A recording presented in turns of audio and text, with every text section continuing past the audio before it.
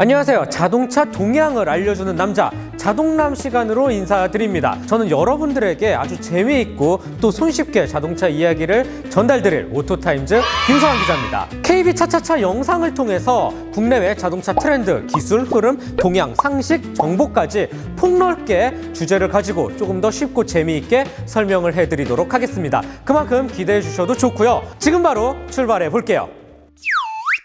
오늘은 첫 시간 그리고 연말을 맞이한 만큼 아주 흥미로운 주제를 갖고 와 봤는데요. 바로 올 한 해를 뜨겁게 달군 자동차 이슈 톱7입니다. 첫 번째 소식은 빠르게 다가온 EV 시대 그리고 전기차의 진격입니다. 올 한 해 핫한 전기차가 정말 많이 등장을 했죠. 그 시초는 역시 모델 3와 모델 Y라고 생각이 들어요. 테슬라가 만들어 놓은 이 탄탄한 국내 전기차 판매를 바탕으로 국산 또 수입 전기차들도 대거 올해 국내 출시를 했는데요. 그 중에서도 첫 포문을 연 차 아이오닉5가 있을 수 있겠죠. 되게 각진 차체에 뭔가 레트로하면서도 미래지향적인 디자인이 사람들의 시선을 사로잡았고, 그 다음에 현대차, 진짜 공간 빼기의 달인이잖아요. 실내 공간 어마어마하게 또 잘 나왔습니다. 또 한지붕 식구이자 라이벌이죠. 기아 EV6도 올해 또 등장을 했습니다. 아이오닉5와는 뭐 같은 이 GMP라는 전동화 전용 플랫폼을 사용을 하지만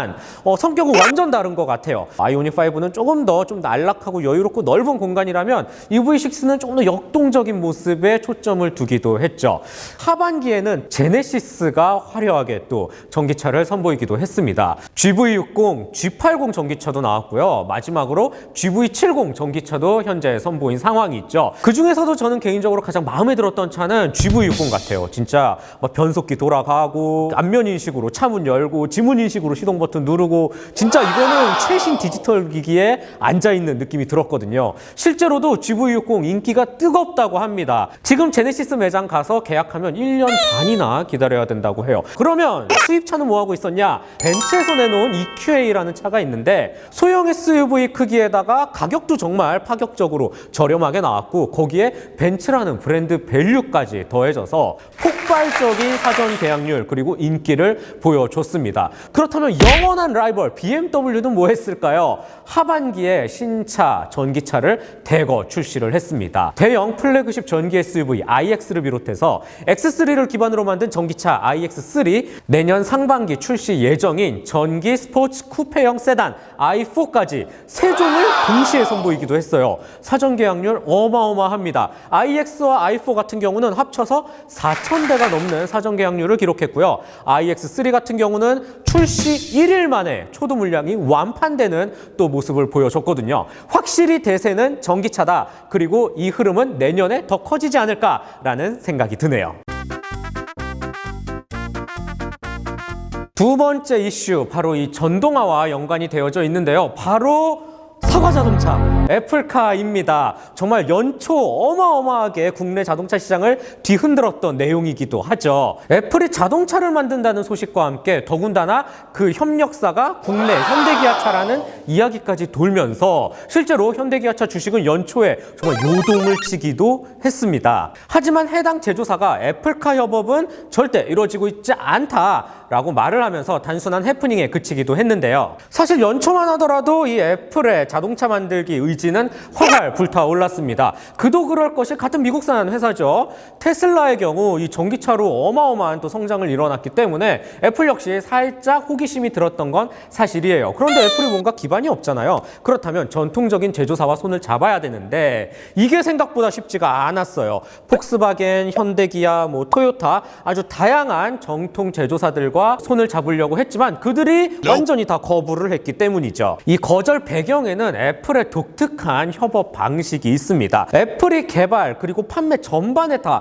관여를 하고 싶어하고, 아이폰 대만의 폭스콘이라는 회사가 생산을 맡고 있잖아요. 똑같은 개념으로 정통 완성차 회사들까지 접선을 한 거예요. 야, 우리가 어떤 회사인데 무슨 하도급 개념의 하청업체로 우리를 부려먹겠다는 거야? 이건 안 돼! 라고 말을 하게 된 것이죠. 현대기아도 그런 배경이 있지 않을까 추측이 들고요. 그렇다면 애플카 영영 볼 수 없는 것이냐? 그건 또 아닌 것 같은 게 애플은 여전히 자동차를 만들려는 의지가 있습니다. 자기네들의 막대한 이 데이터베이스와 정보, 소프트웨어, 기술 능력이 있기 때문인데 앞으로 애플카 어떻게 될지도 무척 궁금해지기도 하고요. 소비자 역시 이 애플카에 대한 막연한 호기심, 기대감보다는 조금 더 냉철하게 이 자동차 시장을 바라봐야겠다라는 의견도 듭니다. 세 번째 이슈, 이 하반기 자동차 업계의 그늘을 짙게 한 바로 원자재 대란입니다.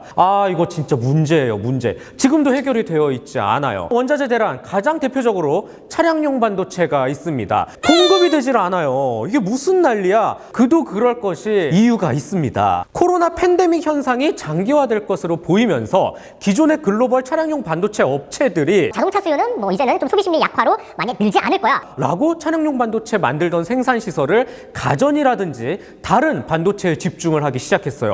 그런데 이게 웬걸? 뚜껑을 열어보니까 개인 이동의 비중이 엄청나게 증가를 한 것이죠. 이 밀접 접촉을 피해야 되니까 글로벌 소비자들도 왠지 내 자가용 하나쯤 이 기회에 한번 사볼까? 라는 심리가 폭발하게 됐고요. 결국은 자동차 수요가 늘어난 겁니다. 차량용 반도체도 더 많이 공급을 받아야 하는데 다른 쪽으로 반도체 생산 시설을 뺐으니 이거 완전히 불균형이 시작이 된 거예요. 결국 피해는 소비자가 받을 수밖에 없었죠. 지금 뭐 국산차도 그렇고요. 수입차도 그렇고요.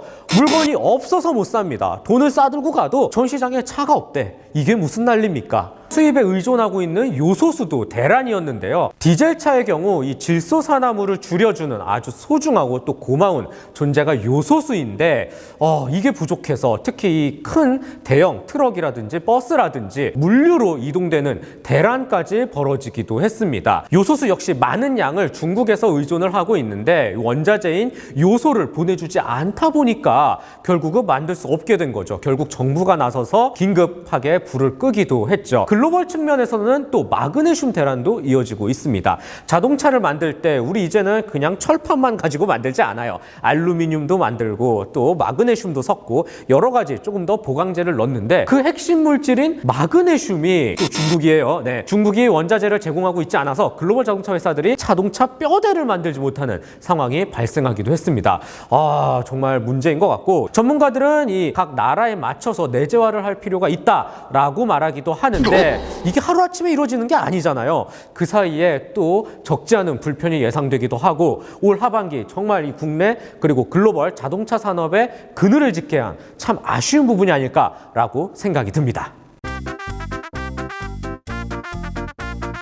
자, 네 번째 소식, 우리 살짝 분위기를 바꿔서 기분 좋은 이야기 한번 해보자고요. 드디어 현대차가 19년 만에 경차 캐스퍼를 내놓긴 했습니다.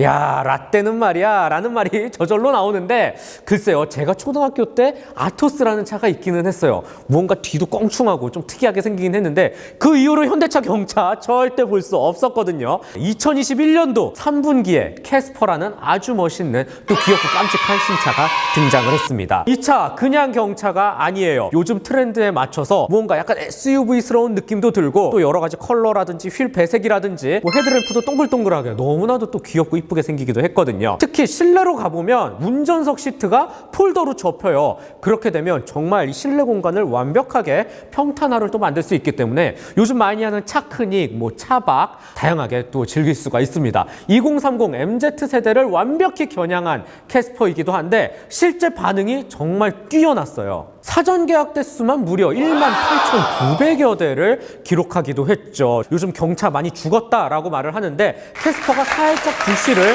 다시 키우지 않았나라는 생각이 들어요. 그런데 솔직히 이 캐스퍼 구입을 염두에 두신 소비자라면 깜짝 놀랐을 부분도 있습니다. 바로 가격이에요. 솔직히 좀 비싸. 2천만 원대에 육박하기 때문에 이 정도 가격을 주고 경차를 산다고 의아했던 것도 사실입니다. 개인적으로 이 가격이면 저도 그냥 소형 SUV나 아반떼 사는 게 낫지 않을까라는 조금의 의심도 들기는 했어요. 하지만 요즘 캐스퍼의 인기를 보면 값은 문제가 되지 않는 것 같습니다. 자동차 구매 능력이 상향 평준화된 요즘 시대에서 상품성만 좋으면 다소 높은 가격도 지불할 만한 용의가 있다라는 소비자의 심리 트렌드도 잘 반영을 한 것 같네요. 캐스퍼의 등장 이제 3개월 됐거든요. 내년이 더욱 기대되는 차이기도 합니다. 캐스퍼 반가워! 자, 5번째 이슈. 이거 참 쉽지 않아요. 예, 민감한 주제이기도 한데, 쌍용차. 너무 아픈 손가락이야, 진짜. 예, 과연 성공할 수 있을까입니다.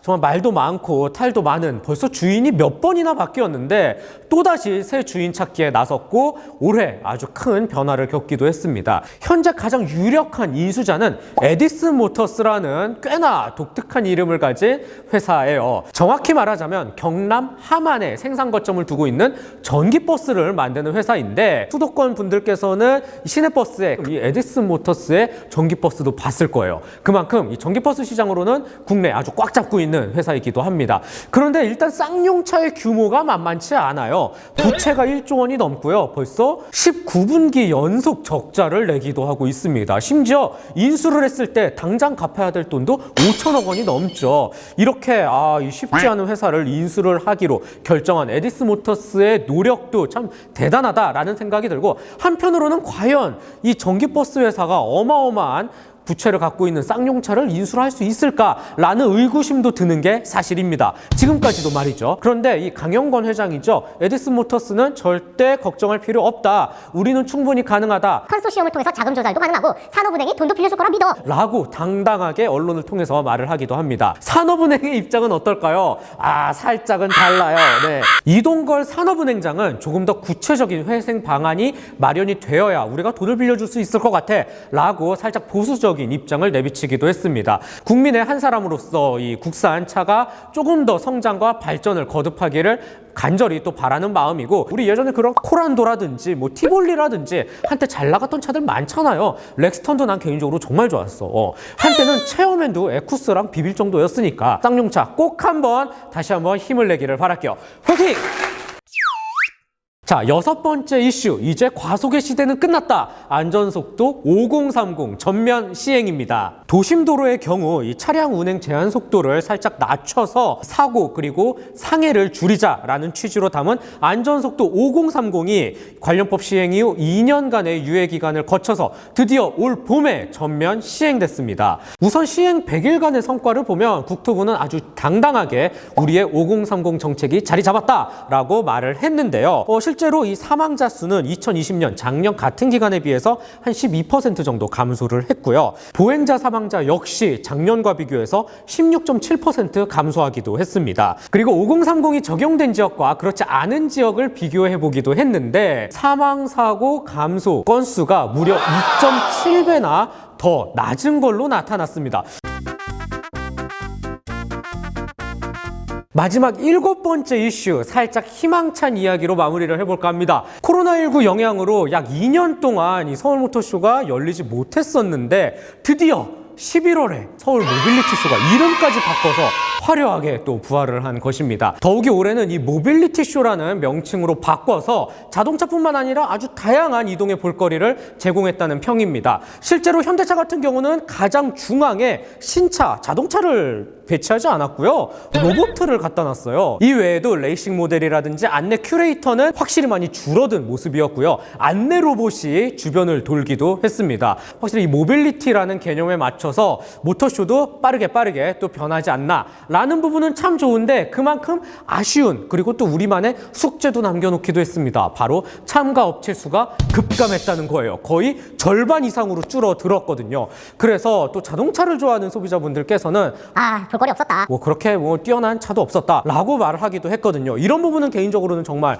아쉽기도 했고요. 자, 그렇다면 올 서울 모빌리티 쇼에서 핵심이 될 만한 차는 어떤 게 있었냐?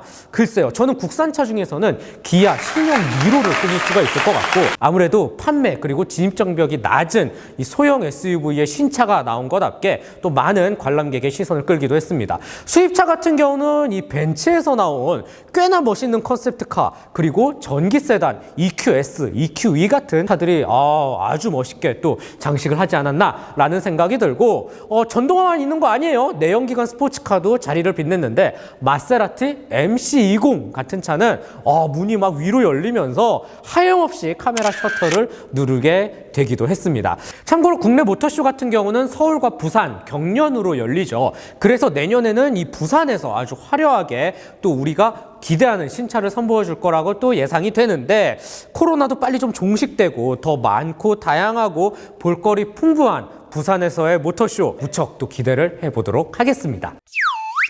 톱7 외에도 올 한 해 정말 자동차 업계에서 아주 다사다난했던 다양한 이슈들이 있었습니다. 그 중에서도 저는 개인적으로 이 신차 이야기를 빼놓지 않을 수가 없을 것 같아요. 현대차의 경우 너무 오랜만에 또 이 완전 변경 스타리아가 나오기도 했고, 또 아반떼 N, 코나 N 등을 출시하면서 고성능 시장을 좀 더 넓히기도 했죠. 기아차 같은 경우는 이제 K7 이름 없어졌습니다. K8이라는 아주 새로운 신종차가 나오기도 했고, 무려 6년 만에 완전 변경을 거친 스포티지도 맹활약 중이기도 합니다. 수입차 같은 경우는 BMW M3, M4라는 정말 굵직한 고성능 신차와 함께 벤츠는 이 부동의 1위 자리를 지금까지 지키고 있는 플래그십계의 끝판왕 S클래스의 완전 변경 신형도 올해 선보이기도 했죠. 미국차의 약진도 두드러졌는데요. 캐딜락 에스컬레이드, 링컨 내비게이터 이외에도 레인저라는 픽업 트럭도 나오고요. 정말 시장을 한결 더 풍부하게 만들었던 올 한 해 신차들이지 않을까 싶어요. 지금의 기분 좋은 흐름은 내년까지도 이어지는데요.